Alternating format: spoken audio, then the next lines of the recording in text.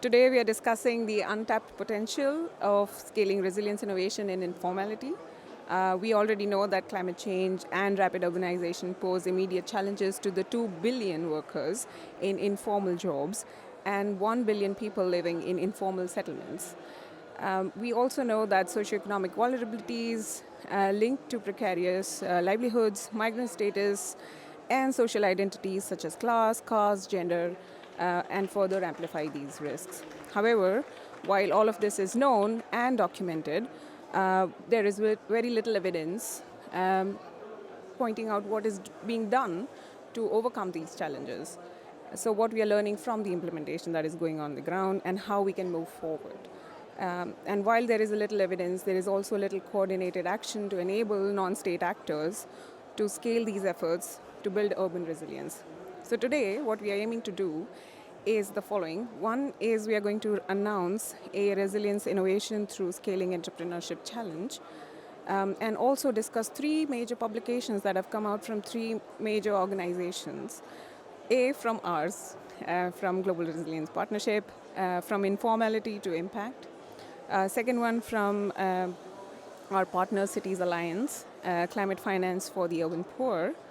And the third one, Roof Over Our Heads Volume 2. It's a book by Sheila Patel and team from Spark. So I'll go forward with what we're going to, why we are doing this, like why we are doing a challenge around this, why we are talking urban informality, and what's the need for these kinds of publications to come out. Before, sorry.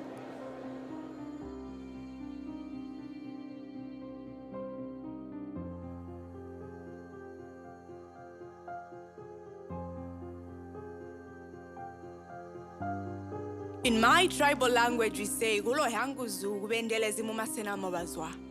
I am a local actor. I am affected and infected by climate change daily. I am forced to wait for my leaders to find possible solutions where they don't really know what's on the ground because they don't stay quiet.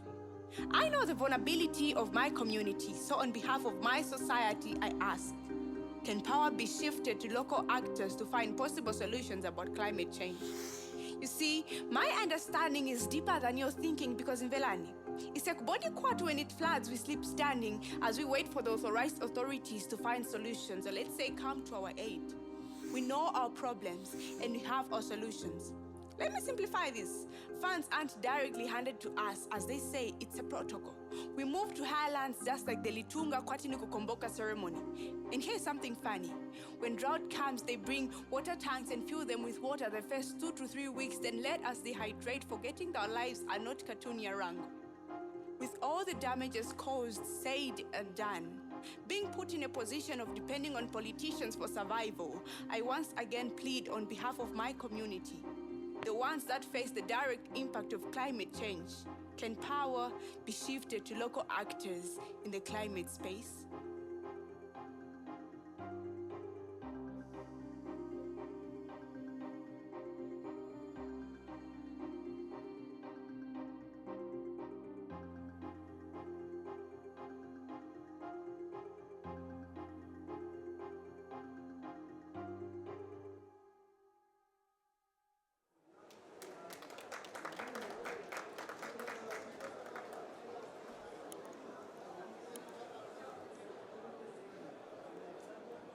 All right. We're going next to the presentation on this report. I will move.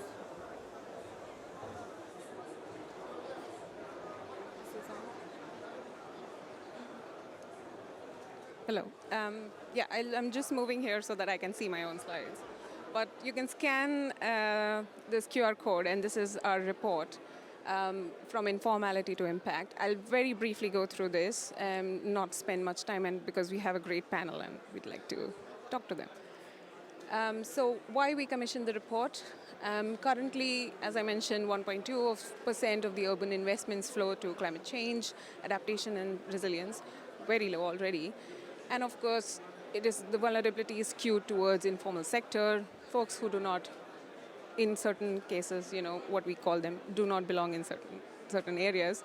And always, obviously, they face a triple challenge of higher exposure and obviously they do not have finance to then recover themselves. We also see that municipal and public sector finance alone cannot meet the current gap. They are able to, but they are not, and hence what we are seeing is a lot of focus on private sector, and this is both a challenge and an opportunity. So why does urban resilience in informal context matter? I'm sorry, but I think like half of my presentation is not visible. But let's go. 2 billion workers, as I mentioned, 1 billion people living in informal areas. We have governance challenge, land tenure challenge, capacity gap, finance gap, and also all of this is exacerbated by climate change. We have private sector stakeholders that have historically played a limited role in informal contexts due to perceived risks and unclear governance, and also lack of short-term returns.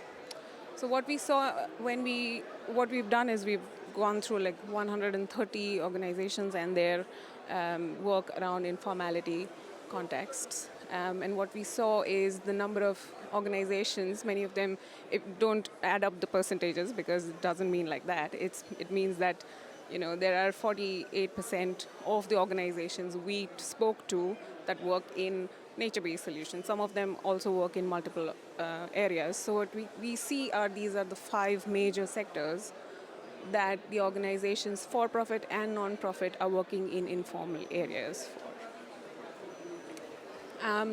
This is the most interesting one. What we see here is for-profit and not-for-profit split across maturity and types of resilience solutions.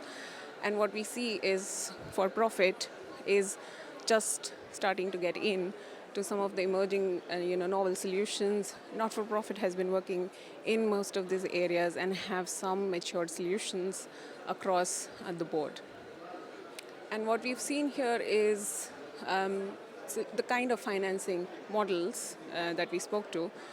We see a whopping 57 of them say that they are funded through philanthropic funding, very few through public finance through green bonds, and even fewer as we go ahead in terms of blended finances, tariffs, private finance, and public finance dedicated to climate funding. So what we need to do, it's not that philanthropic funding has to increase, but we also need to look at how we can improve more in terms of blended financing, in terms of public financing, in terms of private finances, specifically towards climate change and towards informal regions. Here, as you see, outcomes for urban resilience and interventions by different types of organizations. What we see here are the kind of interventions that they end up working towards. We see improved skills and capabilities. We have improved resilience in urban systems. So if you look at across the board, there is a lot of focus on developing some of the capacity, looking at access to certain services, and also looking at early warning systems, stuff like that. But a lot of it, if we look at it, is something that has been historically done, which is under the development sector. What we are seeing is a lot of these activities continue under adaptation, which are also development sector activities. So what we find is that if you just build a lot of access to services, basic rights, basic movements, that also helps with adaptation, as we know. And it seems like it's still continuing. And these were some of the challenges that they focused on, the organizations that we interviewed. Lack of community acceptance, there's lack of municipality buy-in, obvious issues around land tenure. We have business model, economic viability issues, access to right kind of finance, which would sustain them in the future. It's not short-term financing. There's also, so sometimes there is lack of latest research, lack of primary data. They have to go and collect it themselves. There isn't enough available for them to right away start looking at solutions. And there's a lack of access to innovative ecosystem for them to learn how to become entrepreneurs. And obviously enabling policy and finally capacity and skills. Sorry. Why has this? Sorry. What we are doing, what we are doing is an announcement of the rice challenge, what we are aiming to support, these are examples. These, just as an example, these are not the buckets we have already created.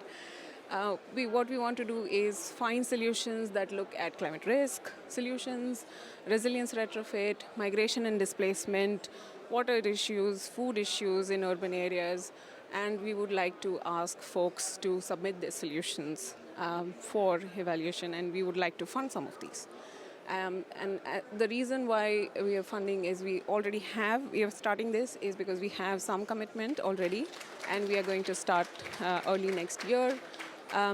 Folks in the room, you can partner it with us in different formats. You can become a mentor. You can join us as a scaling partner. You can also submit your solution, and of course, if you have, if you're a funder, most welcome. So this is the barcode to scan to learn more about the challenge. We will soon open applications. So if you want to be notified when the applications open for submitting your solutions, you can go and register yourself at the link. Now next, what I'm going to do next is welcome our panel.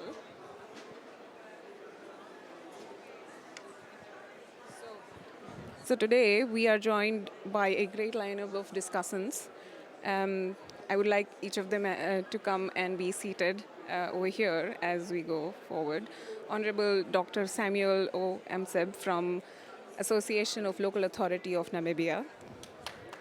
Sheila Patel, Director of Spark, a lead of Proof for Our Heads initiative, an impact maker, and a champion of champions. Joseph Kimani, Director of SDI Kenya, and Julie Greenwald, Cities Alliance.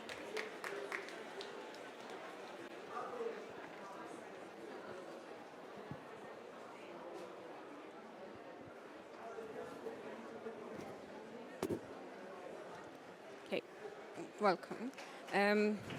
I've been speaking a lot, so I'll quickly ask a question so that we can hear from others.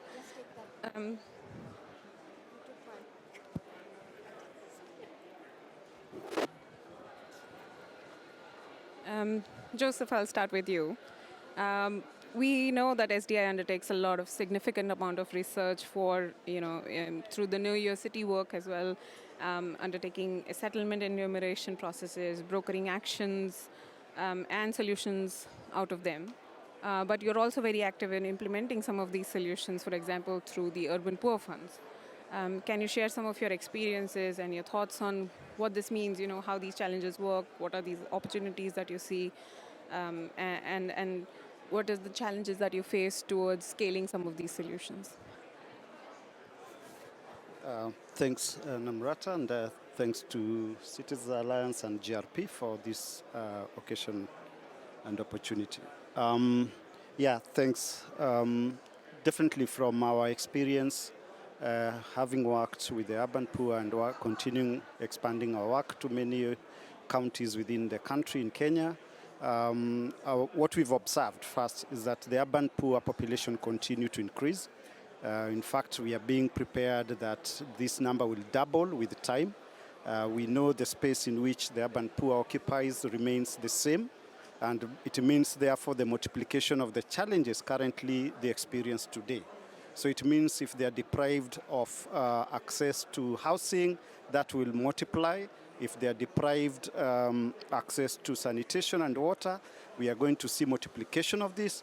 And the effects, therefore, if it's diseases, which for us we are presenting it as a public health concern, we are going to see a crisis within the city, an epidemic, just like COVID, what we experienced out of these experiences. And therefore, we find that it's urgent for us to address these challenges.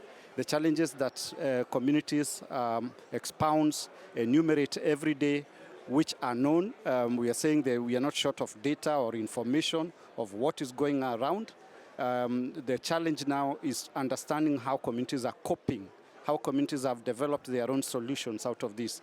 And our work has been to support consolidation of these solutions, locally led solutions at the grassroots level, And what we observe and see is that there's amazing contribution by communities, including their own financial contribution. But they're addressing problems that are at a global scale, and there is no match for that. And therefore, our call, therefore, is to find how do we support, create solidarities, solidarity with these communities that are putting so much effort and resources in expanding and scaling their efforts. So one show of solidarity would be to recognize those innovations. If you go to housing, communities have been able to put resources by themselves. They save, women put their own contribution to improve their housing, but they can't connect to the grid. They'll do a house, but they can't connect to the sewer. They'll do a house, but they cannot connect to the power, to the energy. And therefore, there is need for the city authorities and the global agencies that are interested in investment to find ways in which then to complement and support communities in these efforts. Thank you, Joseph.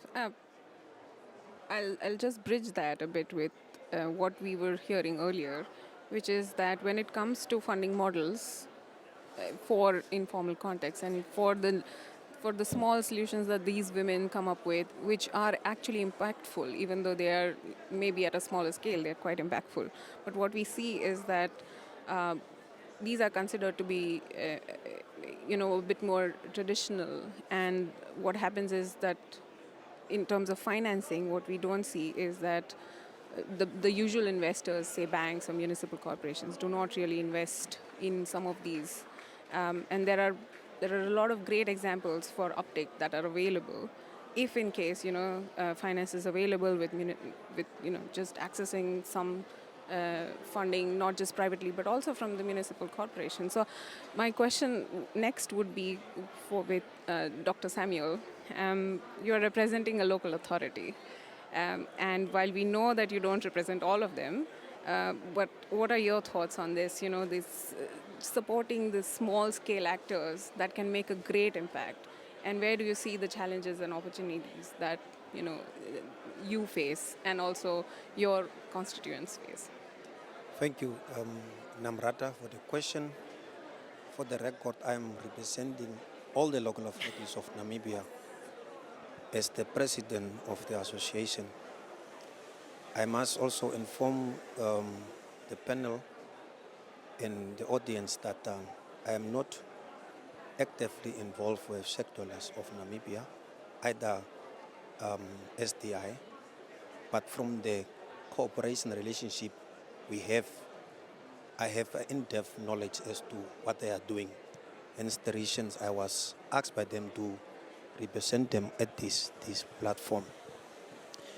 When it comes to Namibia, we are having a strategy to approach the housing need for urban poor. Government is involved through the Ministry of Local Government and Housing. Local authorities are involved, and then obviously sectorless are also involved for organizing the groups. How we do in Namibia is that local authorities allocate virgin land to sectorless members. Virgin land in the sense that it's unserviced, but this land is offered at a discounted price in order to enable the women and those that are beneficiaries to the program to be able to put up their houses. Water, in all the local authorities of Namibia, water and electricity, local authorities are engaged. They are part and parcel of it. They negotiate with the third parties who supplies water and electricity. We make sure that the infrastructure is brought to the beneficiaries so that once they are done with the construction, they connect to the grid. I must also inform you that local authorities has a memorandum of understanding with Sectorless Federation. Now, Sectorless Federation organize women and men that are part of the saving groups, and financial assistance provided by the government is channeled through a fund called Wahangana that fund has so far, since inception, has dispatched in terms of Namibian dollars, 334 million to the beneficiaries. I must confess at this stage that one program that I, as the president of the association, even when I engage the government and everybody says that we need to support to really supply houses to the people on an affordable rate is a sectorless federation. The rest of the other programs are said to be affordable, but it depends from where the person is speaking affordability. And why I'm saying this is when there is a national housing programs being done in Namibia, houses are constructed, and then it will take years before these houses are occupied. It means it is not affordable. But through the sectorless the federation, really Namibia has made an impact in all the local authorities in terms of providing houses to urban poor. There are challenges with regard to services that we need to bring or construct, because when people lost work in the farming areas, or wherever they lose work, they came to the town, and when they came to the town, the first place of reception is the informal settlement area. As a result, informal settlements are increasing, but I am hopeful through the sectoral program and the support from the government and the financial support through the Adwangana Fund, Namibia will address the shortage of house, particularly for urban poor. Right. Thank you. Since we are talking about housing, I want to go to you, Sheila. And what do you think about these kinds of programs? And how do you think that the kind of work that you are doing under RU can connect with the kind of initiatives that Namibia is talking about? So first of all, I am so proud of what has been said about all the networks that are connected to Shack Dwellers International. It's a organization that was set up to build this recognition, and we're very proud that we all speak about them today. When we started this organization, there wasn't a proper quantification of how many people lived where, and to give them a sense of identity. And the work that is now standard procedure within SDI is the mapping and enumeration of all slum dwellers. Joseph has to talk, I think you need to talk about what you have done about the planning of townships, because that's the new innovation that we hope will come out. Oh, sorry. Thank you. So I think it's important that we see what communities do as a form of fulfilling a urgent need that formal institutional arrangements don't do for them. And whoever partners them, like your association, like what you do, are very important stakeholders in the transition that we see. So the work that I am part of is what I call 2.0. The network and many such aggregations of people who are vulnerable have managed to provide some housing, some land tenure, some stopping of evictions. And yet we know that for every one person who gets a land tenure or a house, there are 1,000 houses that don't have this. Cities have to learn the multidimensionality and fight with the national governments and do what Namibia is doing, is to give housing, because the outcome is not just for a house. It transforms the nature of who lives in the city and how they live and their disease burden and all the other things. So the work that we do in Roof Over Our Heads is part of a global campaign in which we are saying that people are going to come into cities regardless of whether they're welcome or not, because they need to be there. The other thing is that cities are growing, and what used to be villages are now part of the city. So they didn't plan to come into the city, they just became part of the city, but the city doesn't provide them anything. They just expand the territory. So we're saying that there are 3 very critical things that we hope our global campaign can do. One, in Asia, we haven't done this in Africa, but in Asia, over 90% of people design, construct, and finance their own homes. We haven't calculated what that value is. We haven't talked about how much it subsidizes the state for not doing this. The second thing is that providing water, sanitation, and basic amenities and services is not just good for slum dwellers, it is good for the whole city. And what it does, it stops illegal profiteering that emerges out of the inability or the not wanting to give, so illegal water is stolen, electricity is stolen, all these things happen. The third thing we want to say is that these people are going to exponentially increase, and most of us who live in cities depend on the services that they provide. Therefore, their lives are very closely connected. And so what we're saying is, can we first and foremost acknowledge that people build their own homes, but that they are not at all prepared for extreme weather? So building homes that emerged and evolved from a rural house into the city, I mean, this beautiful video that you saw, those houses are not equipped to deal with extreme heat, wind, or rain. So we're saying, how can we document the present reality as benchmark data with women in those neighborhoods and explore ways to make them resilient, test these models, get women to approve it first, and then exponentially expand this so that they become part of formal markets reaching out to them with materials that they need. And the whole idea is that let community women first approve of this transition. And let the campaign get everybody else involved to be ashamed of not doing enough research that works for them. And so we plan to have 100 learning labs in 20 countries in Asia, Africa, Latin America, and MENA, which all will be done in the next 2 years, God willing. We started with 20. The whole idea is that every locality has something unique that women are already doing, which is special and has a contribution to producing resilience that we hope others can learn. But we're also hoping that the R&D of formal and informal material providers, designers, contractors, participate in transforming the various elements of these houses because they are a market.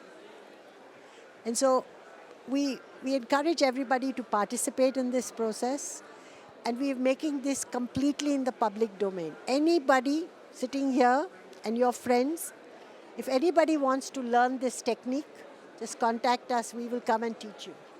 Because this is an open public knowledge that we want to produce, so that just like 20, 25 years ago, we started demonstrating that people collect better data about themselves than anybody else.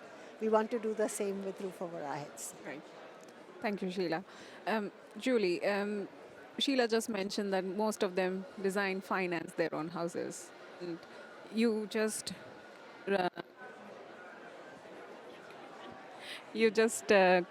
came up with your own report on specifically climate finance for the urban poor. So what is she is mentioning and what your report comes out? Can you share some of the findings? And Sure. Great. Thank you. So first, actually, I'm going to talk about an example from Freetown. I was just in Freetown a few weeks ago for an exchange between 9 affiliates of Slum Dwellers International, looking at locally led climate action solutions. And I just want to say Freetown is doing a lot of really fabulous, incredible things with nature-based solutions. They're doing a lot with special planning zones to try to get land tenure. But we went on a site visit, and there was recently a lot of flooding in Freetown, and quite a few people lost their lives. And we went into one of the settlements where there's not land tenure, no one has tenure, and that had been greatly affected by the floods. And people have actually taken upon themselves, from their own finances, to build up their houses one more level, right? Because, and move their windows up, right? Because of the flooding. But now they have to pay a higher tax on their home because it has 2 stories, right? So they have paid themselves to make their home more resilient, and they are now suffering a financial consequence for it, a penalty for it, even though they don't have land tenure, right? So, I mean, and if you really think about, yeah, and you think about all this finance we're going to talk about here, I have been talking about here, and here are some of the poorest people on the planet financing resilience for themselves and being penalized for it. And then the other thing that was quite interesting to me was, so the concrete houses are the best and they are the most resilient to flooding. But if you talk about heat, they are no longer the best. Then the traditional mud the best if you're talking about resilience to heat. But they don't work for flooding. So now you have issues in terms of what are you building resilience for and who can afford that, right? So that's just one of many, many examples, I think, of ways that people in slums have to pay for their own resilience when they can, essentially. So our report that's coming out on Tuesday, so it looked, well, I think all of us who work in this field know that there is insufficient funding and finance reaching the local level in cities and the urban poor and informal settlements from the global level. I think we all know that. But I don't think any of us know exactly how much money is going there. So that's basically where we started. And it's a subsection of, all the finance that you showed. We only looked at the global climate funds, the public ones. So the GCF, the GEF, the 22 funds that are in the Climate Fund Update database, because those are the most transparent. We couldn't get into bilateral funding. We couldn't get into private sector because that doesn't have that same level of transparency, or it's not as easily accessible, I should say. So anyway, we reviewed all 3,000 plus projects that have been funded by this for the last 20 years. And I think it'll come as no surprise. And we cast the net wide in terms of urban and poverty and informality. And it's about 2% of all projects actually address urban poverty, informality. And there's actually only 3 projects that have urban poor or informal settlements in the title. So there's only 3 of those 3,000 plus projects that actually center the urban poor or informal settlements. And actually, I'm happy to say that one of those is in Namibia. And I think actually your example, I think the way you've talked about your collaboration shows why one of those is in your country. Because it is a long partnership that is needed in order to develop and engage with the local communities and representatives to identify what the best sites are and to really ensure that the projects benefit those on the ground. I'll just say one last thing very quickly about this study. Again, we cast the net really wide, so anything that talked about poverty and urban areas and informal communities was captured. But what wasn't captured was, and there are a lot of projects that are citywide transport projects or citywide energy projects. But if they didn't specifically talk about low-income communities or informality or urban or poverty, we didn't include those. And we didn't include those for a reason, because we really felt like if you weren't talking specifically about how your benefits made it to those communities, then you weren't measuring that, then you can't say, even if your project is meant to benefit those communities, you can't make sure that it is, right? And I think that's what's really important, is that a lot of these citywide projects, if they're not taking into account and working with partners on the ground that represent communities or speaking directly with those communities, then you can't be sure that that new BRT system is actually benefiting these communities. And so I think, that was one of the things that was really revealing about the study. Besides the limited number, we all sort of, I think, suspected that. But it was how many of these citywide projects didn't differentiate vulnerability and really consider how to get to the poorest and the most vulnerable communities. Agreed. Yeah, I think that's an excellent point to be made. That if poor are not included, then what's the point of doing these large-scale projects? We don't have much time, so I'll go to first Kimani and then Dr. Samuel, you next. Very quickly, what do you think? What are your plans to scale what you're doing? And what is the one challenge that you'd like to overcome in the coming year so that it scales as you want it to scale? Thanks. I think I'll pick what we are currently doing, which like Sheila illustrated, it's our new innovation. It's an understanding of urban development. We have a younger population in the demography, educated and poor. And the solutions that we must then create must be in that realization that they are not illiterate, they are well informed. So how do we incorporate solutions that cut across and bring that, so the people with the solutions are in another generation.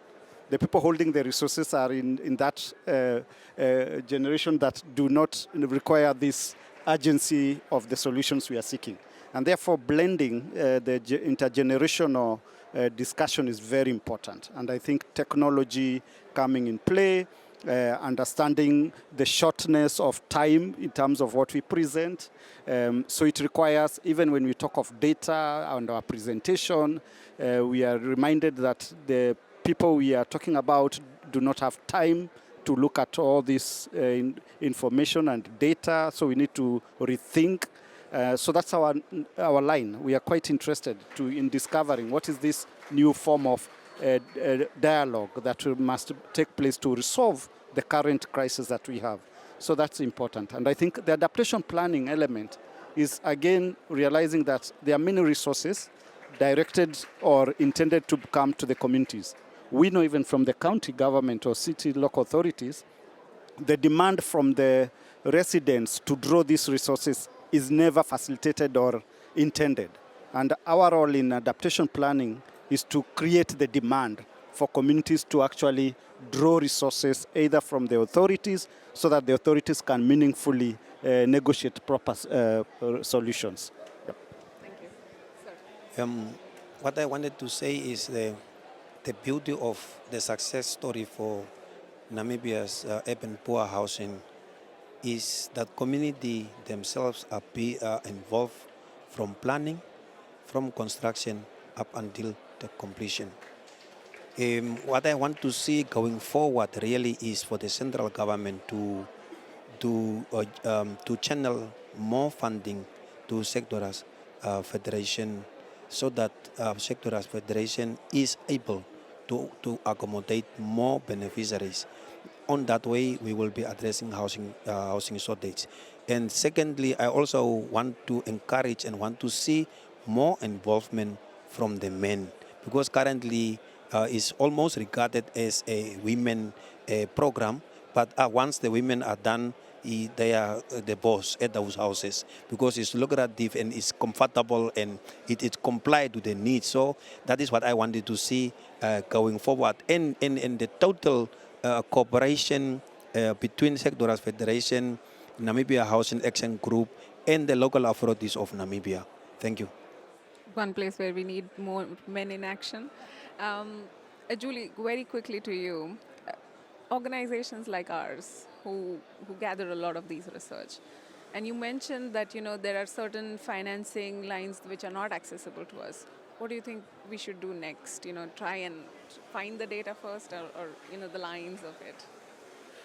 Yeah, I think that's a great question. I mean, I do think actually one of the roles of organizations like ours, I mean, as the video showed at the beginning, people on the ground know what their needs are and their priorities are. They don't need us to come in and tell them what they are. They need help, one, spreading the message and building bridges where they can't otherwise access them, right? So that's really what I see our role is, right? It's providing that bridge to help people get over it and not, sort of reaching down and telling them what they should be doing. I think so that's why I think a report like this is helpful in terms of being able to say with numbers, because as Sheila talked about the remuneration, sometimes you need the numbers, because just saying, I think this is the way it is not always as convincing as we would like it to be. The other thing I just want to say is I think there's so much focus when we talk about innovative finance in terms of the sources of finance instead of who can access that finance. And I'd really like to see that conversation shift. When we say innovative, what we mean is who can access it, not where does it come from. And I think we have a role in pushing that and saying, I know everybody's trying to figure out new ways, carbon markets, guarantees, all of this stuff, but what really matters and what really makes a difference is who is this funding getting to and who is it helping and who is leading in terms of deciding what to do with that funding. Great point. Thank you, Julie, very much. Sheila, over to you now. We have a surprise for everyone over here that we are going to launch the Roo book. And over to you to introduce the book and its contents. Thank you so much. One of the things that we're doing is we're not only collecting the data, but we're also talking about the value systems, the trust building, and the long-term partnerships that are needed to make this transition. And so each year, for the next, we started this last year, where it's like our report card of what we have done for the year, the partnerships we have, the contributions people make, the data that we collect, the role that women and communities play, how we manage it, how it keeps changing, what works, what doesn't work.